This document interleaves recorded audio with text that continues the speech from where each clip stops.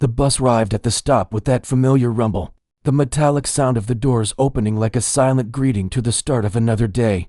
Harold Miller, at 72 years old, with the weight of a life full of stories, boarded with the ease of someone who knows the steps of the routine well. His eyes were a little tired, but still sparkled with a curiosity that seemed to never fade with time. He wasn't in a hurry, no longer rushed for anything, and at this stage of life, he had learned that the clock only matters when you choose to appreciate what it truly has to offer. He passed through the turnstile and made his way to the seat by the window, that corner he always chose, where he could observe the world around him with a respectful distance, but also with the attention of someone who doesn't let anything slip by unnoticed. The city was colder than usual, and the morning fog still lingered over the streets, mixing with the steam rising from the exhaust pipes of cars. It was a common scene, but Harold appreciated it because it was his, and he had learned to find beauty even in the simplest parts of life. He settled into the seat, adjusted his worn-out coat, and looked out. The gray, imposing buildings stood like guardians of the past, while people hurried along the sidewalks, each with their own problems, their own destinies. The traffic didn't seem heavier, but the bus was starting to fill up with each stop. More people boarded, some in a rush, others like Harold, as if they already knew that time no longer belonged to them. At the back of the bus, a group of teenagers got on, loud and lively. They laughed, spoke loudly, and could barely keep their eyes in one place. The crack of their laughter cut through the air like an unnecessary blow. A youthful, vibrant energy, but aimless, unfocused. They took the seats behind Harold, and soon, their conversation became unbearable, filled with silly jokes and empty words. It wasn't anything new, and Harold didn't mind much. It was just another part of the daily spectacle of the city. The bus continued its course, stopping and moving along the familiar streets. But as he looked out the window, something inside him felt restless. He knew the world wasn't just made of honks and hurry. There was a depth to every moment, even when it seemed insignificant. He allowed himself a small smile, thinking about how life had changed since his youth, when he was the kind of young man who talked and laughed with others. Now, he knew that behind the facade of each person, there were untold stories, silent battles that no one saw. But what Harold didn't expect that morning was that the routine of the trip would take a very different turn, and the loud, insensitive voices of those teenagers, which seemed like just a distant echo of his own youth, would start to stir something within him, something he had tried to leave behind a long time ago. The bus continued its course, gliding through the city streets, while Harold remained there, quiet, observing the movement of people outside and the muffled sounds of traffic. In the back, the group of teenagers seemed to be settling into their own little world. One of their loud laughs cut through the air, unapologetic, as if the bus were an extension of their home, and the other passengers were invisible. It wasn't uncommon for young people with too much energy and not enough patience to turn any place into a boundless fun zone. But Harold had seen this movie before. He wasn't easily shaken by these displays of youthful egos, who seemed to need to shout just to be heard. He adjusted his glasses, and for a moment, his eyes fell on his own hands. The marks of time were evident: the thin, almost translucent skin, the bones that stuck out more than he liked, as if his body were constantly reminding him of what it once was. He looked out the window, hoping the calm of the world outside might calm the small turmoil forming behind him. But then, the voices grew louder, a sharper laugh, a burst of laughter followed by loose words and mockery. Harold didn't need to turn his head to know he was the target of their jokes. There was no way to miss it. The jokes began to align, like pieces in a game he already knew. "Look there, old man, sleeping. Or are you just waiting for the next bus?" one of them said, voice dripping with sarcasm. Others laughed, and the sound of it spread through the bus like a wave crashing over everything. Harold felt the heat rising, not in his body, but in his mind. He didn't move, didn't react. He kept his eyes fixed on the passing scenery, trying to push away the tension that was beginning to build in his chest. It was easy to ignore when you were used to the taunts. He knew he was the target for the moment, and once again, indifference seemed like the only possible response. The jokes intensified, and now, the words were sharper. "Grandpa thinks he's heading to a funeral." They no longer cared about being heard. It was a game, a competition between them to see who could make the sharpest remark, the funniest one, the one that provoked the most laughter. Harold took a deep breath, the tips of his fingers touching the edge of the seat, trying not to pay attention. But with each laugh, each comment, He felt the distance between him and the rest of the world closing in. There was no real fun here. It was just a way to show power, to shout that they existed, even if it was only through cheap disrespect, and he knew that. He didn't need to say anything. The passengers round him were noticing. Some glanced quickly, unsure whether to intervene. Others pretended not to hear, as if the scene were just another one of those unpleasant things that happened on public transport. It was nothing new to anyone. Fear of confrontation and indifference were the currency of the day. No one wanted to be the hero of the story. The bus was immersed in this collective silence. While the group of teenagers kept laughing, Harold looked at the reflection of the city in the window. He thought about how all of this seemed so small, and at the same time, how the anger of those young people seemed to spread like fire, burning everything in its path. He had seen the pain that words could cause. He had seen friends fall in battles, with words sharper than any knife, and that morning, their taunts were nothing more than a distant echo of something he didn't want to relive. But what he didn't know, and what perhaps no one knew, was that something was about to break. This silent cycle, something inside him was warming up, and a part of him, carefully guarded for a long time, was beginning to awaken. The bus seemed to have entered one of those moments where time felt stretched, growing denser, as if it were breathing more heavily. The laughter of the teenagers continued to reverberate in the air, now louder, more constant. Harold, however, was no longer looking out the window. His eyes, which had once sought tranquility in the movement of the city, were now fixed ahead of him. Something was changing inside him, and he could feel it with a clarity that surprised him. The pressure of those stupid words seemed to be making the surface of something inside him begin to crack. He didn't know exactly what it was, but it felt as though a part of his past had been lit, like an old lamp that suddenly began to glow again. He didn't want to relive it, not here, not now, but it seemed like the world was, in some way, forcing him to do so. Ah, look at that. He's not responding. Must be deaf too. One of the voices mocked. Another laughed. The bus, in its constant motion, swayed back and forth, but for Harold, everything around him seemed to shrink. He felt the weight of the words, as if each one were a drop of water falling on a thin glass, about to break. It was the final drop. With a deep sigh, one that seemed to carry the weight of decades, Harold slowly stood up. The sound of his coat moving seemed abrupt in the growing silence. He didn't turn immediately to face the teenagers. His head was lowered, and his eyes rested on his own hands for a moment, as if he wanted to be sure that he still had control over them. Then, he straightened up and, with a calm that seemed to come from somewhere distant but firm, spoke. "You know," he said, his voice low, but strong enough to cut through the buzz in the air. "When I was your age, I didn't make fun of others, not because I was better, but because the world outside taught me to look at people differently." The silence that followed was instant. The teenagers, who had been laughing and enjoying themselves, now seemed uncomfortable. They stopped talking, and even the murmur of the other passengers grew muffled, as if everyone there was, in some way, involved in the same invisible tension. Harold paused, his gaze now lifting, looking directly at the young people at the back of the bus. Their faces, once full of arrogance, began to change. They didn't know what to expect from someone like him. To them, he was just an old man, a stranger who didn't deserve attention. But Harold continued. "I'm not deaf," he said, his voice stronger now, "and I'm not just an old man like you're saying. I went to Vietnam when I was your age. I was a soldier. I did things no one here will understand, and I saw things I never wished to see. I saw my friends die. I saw the war destroy everything good. I saw things I still carry here inside." He touched his chest, things that will never leave. The bus seemed to have stopped, not physically, but in the heart of each person inside. It felt like the world had stopped to listen. The weight of Harold's words made the air around them denser. Even the teenagers, with their mocking expressions, seemed to have swallowed their own tongues. The tone of his voice, now soft but as firm as a rock, was invading the atmosphere in a way they had never experienced before. They didn't expect this from someone like him. "I'm not saying you need to understand," Harold continued, "but what I've learned from life, from war, and from loss, is that true strength doesn't come from shouting or making fun of others. True strength is in being kind, even when the world pushes you to the edge." Harold's words hung in the air, heavy, real. He wasn't trying to teach anyone anything.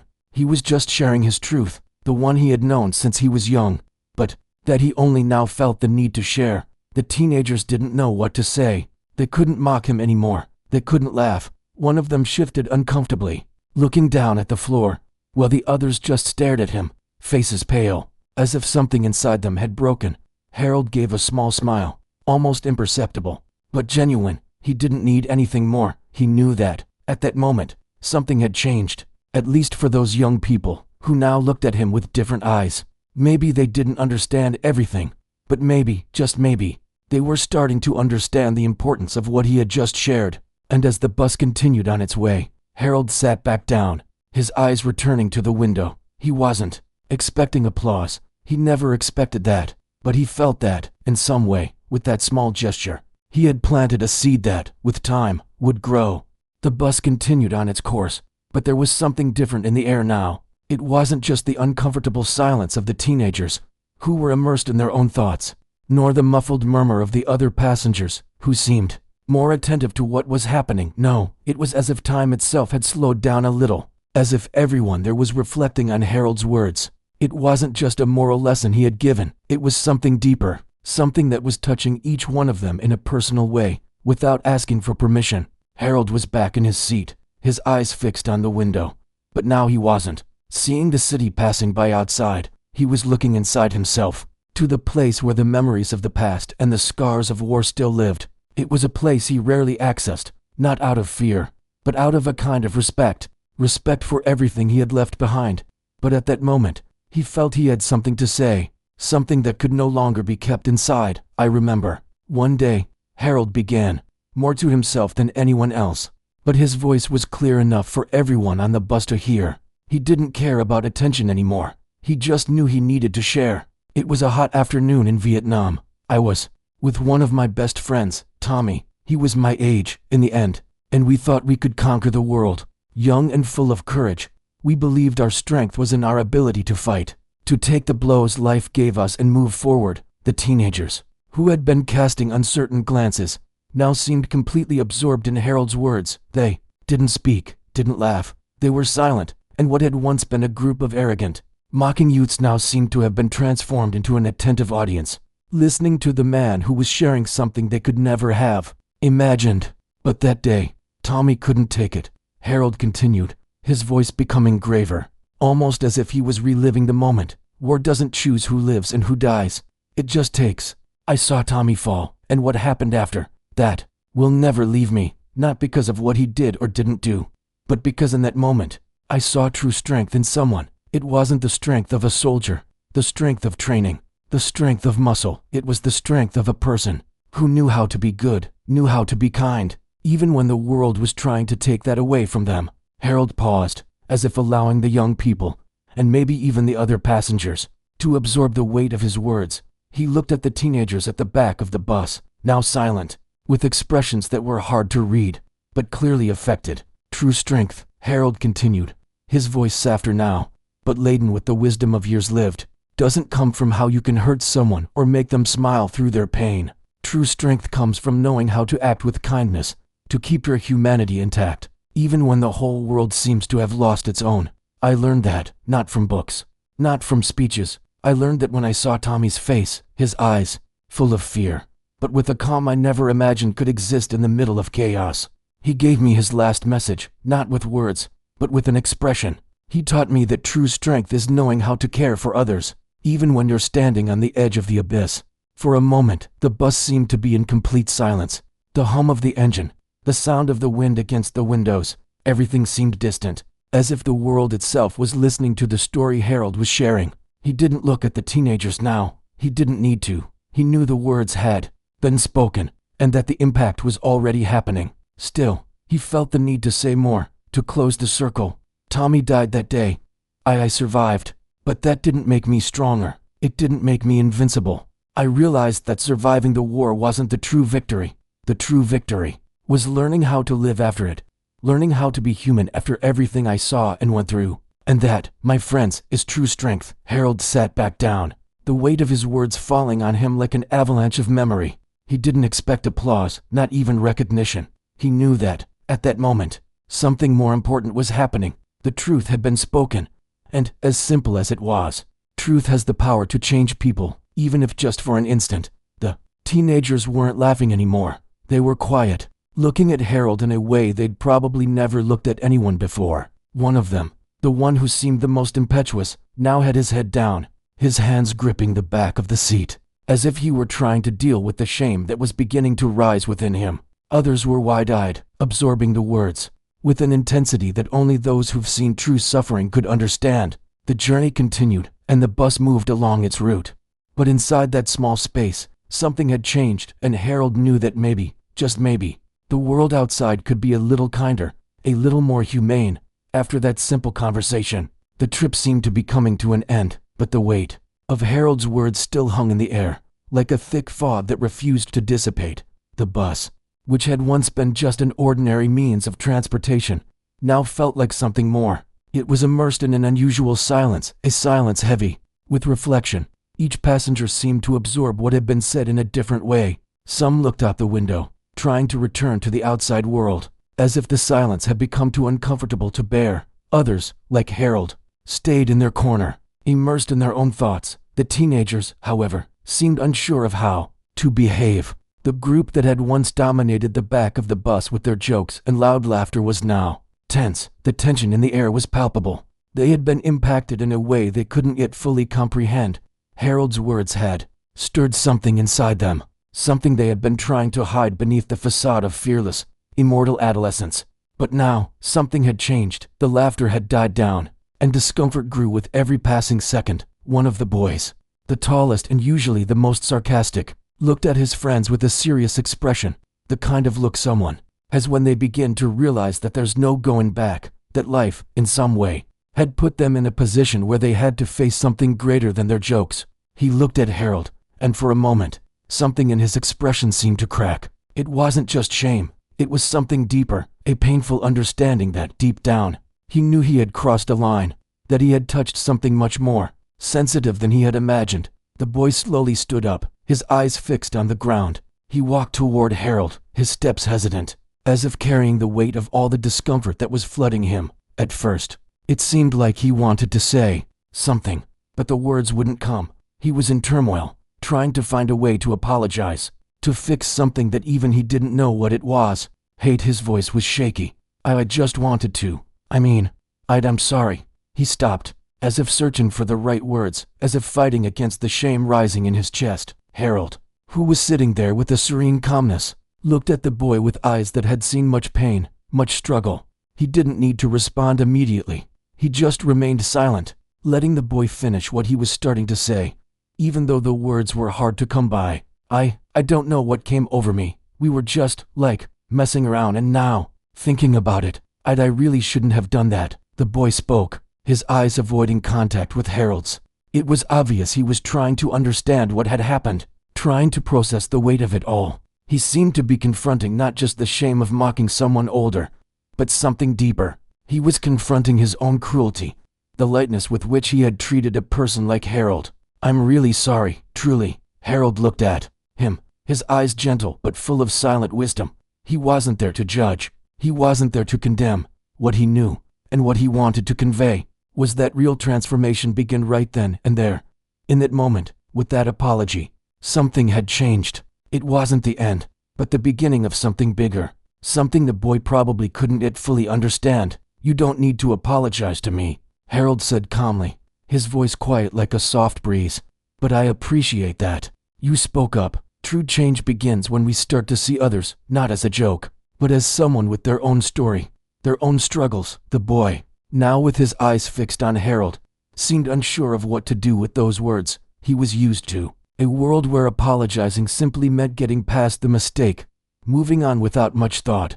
But here, with Harold, he began to realize that apologizing wasn't just a formality. It was an opening, a form of growth. The group of teenagers, which had once been completely immersed in fun and mockery, was now quiet. One by one, they began to rise, their faces more serious, their shoulders slumped, as if the weight of the situation had settled over them. There were no more laughs, no more teasing. There was a certain melancholy, as if they were starting to understand, at least in part, that life wasn't just about laughter and jokes. Sometimes, it was about finding strength in the simplest things, in the humility of apologizing, in the courage to admit a wrong before getting off the bus. The boy who had approached Harold took a step toward him again, still with a serious expression, but now more aware. "Thank you," he said, his voice quieter now. "Thank you for showing me these things." It was a simple expression of gratitude, but one that carried much greater meaning. The group got off, and Harold watched them leave, slowly, as if time itself had slowed down once more. He didn't need anything else. They had learned the lesson, or at least, they were on the right path. The silence on the bus was now different. It was a silence filled with something more, something that had changed, not just in those teenagers, but in everyone present there. The other passengers, who had previously just been watching, now seemed more connected with each other. Some smiled faintly, others simply exchanged glances, as if sharing a collective moment of reflection. It was as if, in some way, everyone there had been touched by what had happened. It wasn't just words spoken by an elderly man, but by someone who carried within him the wisdom of time and experience, and sometimes, that's all it takes to change a day, to change a person. When Harold got off at his stop, the bus continued, on its way, but something inside him felt that, in that brief moment, something deep had been transformed, and he knew, for sure, that the world, even if subtly, would never be the same for Omini.